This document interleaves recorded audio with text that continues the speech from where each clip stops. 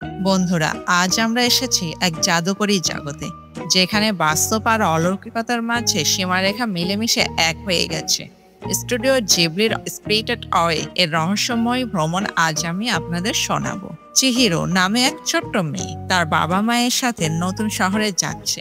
গাড়ি চালিয়ে যেতে যেতে তারা এক অদ্ভুত জায়গায় পৌঁছে যায়।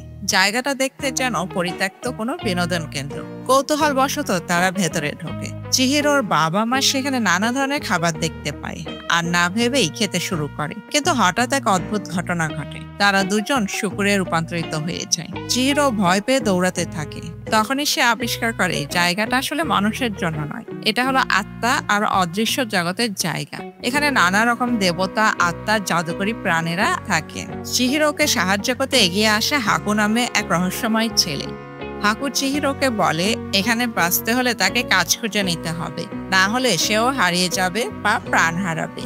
হাকু তাকে নিয়ে যায় ইউবাবা নামে এক দুষ্ট জাদুকরীর কাছে। ইউবাবা হলো এই গোসলখানার রিসোর্টের মালিক, যেখানে আত্মারা আসে বিশ্রাম নিতে। চিহিরো সাহস করে ইউবাবার কাছে চাকরি চাইলে ইউবাবা রাজি হয়, তবে একটা শর্ত দেয়। সে চিহিরোর নাম কেড়ে নেয় আর তাকে নতুন নাম দেয় সেন। এখন থেকে চিহিরোকে বাঁচতে হলে এই অদ্ভুত গোসলখানায় কাজ করতে হবে। কাজ করতে করতে সে একদিকে নতুন বন্ধু তৈরি করে, অন্যদিকে নানা ভীতিকর ঘটনার মুখোমুখি হয়। একদিন এক ভয়ঙ্কর আত্মা নোভেস গোসলখানায় আসে। শুরুতে নোভেস শান্ত থাকলেও পরে সে লোভী হয়ে যায়, সবকিছু খেতে শুরু করে। বিশৃঙ্খলা ছড়িয়ে পড়ে, কিন্তু চিহিরো সাহস, দয়া আর সততা দিয়ে নোভেসকে শান্ত করতে পারে। চিহিরো ধীরে ধীরে বুঝতে পারে এই জগতের সবাই খারাপ নয়, অনেকেই কষ্টে আছে যাদের সাহায্যের প্রয়োজন। চিহিরো জানতে পারে হাকু আসলে একজন নদীর আত্মা, যাকে ইউবাবা নিজের দাস করে রেখেছে। ছোটবেলায় চিহিরো একবার নদীতে পড়ে গিয়েছিল, তখন হাকুই তাকে বাঁচিয়েছিল। এটাই ছিল তাদের আগের পরিচয়। চিহিরো ভালোবাসা আর স্মৃতি হাকুকে নিজের আসল পরিচয় মনে করিয়ে দেয়। চিহিরো ইউবাবার দেওয়া নানা পরীক্ষা পার করে অবশেষে তার বাবা মাকে শুকুরের অভিশাপ থেকে মুক্ত করতে সক্ষম হয়।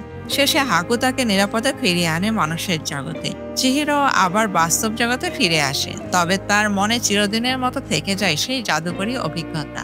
স্পিরিটেড অয়ে শুধু একটা শিশুদের ফ্যান্টাসি গল্প নয়, এটা এক অসাধারণ রূপক লোভ, পরিচয় হারানো, আত্মা আবিষ্কার আর সাহসের গল্প। জাপানের সংস্কৃতি আর রহস্যময় পরিবেশের সঙ্গে মিশে এই মুভি বিশ্ব সিনেমার ইতিহাসে এক অনন্য সৃষ্টি হয়ে আছে। তাহলে বন্ধুরা, আজকের মতো এই জাদুকরী যাত্রা শেষ করছি। স্পিরিট অয়ে দেখে তোমাদের কেমন লেগেছিল কমেন্টে জানাতে ভুলো না। নতুন নতুন মুভি নিয়ে আবার আমাদের দেখা হবে। ভিডিওটি ভালো লাগলে লাইক, শেয়ার এবং সাবস্ক্রাইব করে আমাদের পাশে থাকবে। ধন্যবাদ সবাইকে।